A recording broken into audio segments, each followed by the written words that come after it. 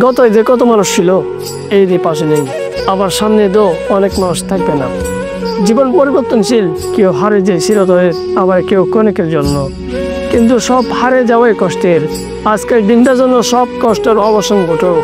কেঁদে দিন না থাক যত কষ্ট, না থাক মনের মলিনতা। জীবনে কষ্ট করে বড় হতে হয়, কিন্তু সুখের দিনে বয়ে গিয়ে না হয় নতুন করে জীবনে আনন্দে নিয়ে আসি।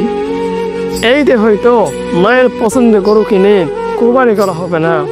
অনেকে হয়তো বাবার সাথে দাঁড়িয়ে ঈদের নামাজ আদায় করতে পারবে না। অনেকে হয়তো ঈদের নামাজের পরে ভাইয়ের সাথে ভাইয়ের কোলাকুলি করা হবে না। সময়ের প্রেক্ষিতে অনেকে মানুষ দূরে চলে যায়, কেউ প্রবাসী হয়ে আমাদের জন্য দিন রাত কেটে চলে। আজকে পরিবারের যে কয়জন মানুষ আছে সবাইকে নিয়ে খুশি থাকি।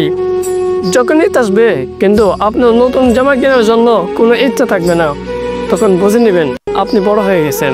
যখন ঈদ আসবে তখন ঈদের দিনকে ঘিরে আপনার কোনো ব্যস্ততা থাকবে না, তখন বুঝে নেবেন আপনি বড় হয়ে গেছেন। সালামি নেওয়ার বয়সে যখন সালামি দেওয়ার বয়সে পরিণত হয়, তখন বুঝে নেবেন আপনি বড় হয়ে গেছেন। আর যদি সামর্থ্য থাকে তাহলে ছোট বড় বৃদ্ধদের ঈদের সালামি দিবেন। নিজের পছন্দ পাবেন, দিলে কমে না, আরো আনন্দ হয়। অনেকের দুঃখ থাকতে পারে, আজকে বাবা নেই, মা নেই, কিন্তু সব বলে ঈদের দিনে নতুন করে শুরু করি। সবার জন্য দোয়া শুভেচ্ছা রইল। ঈদ মোবারক।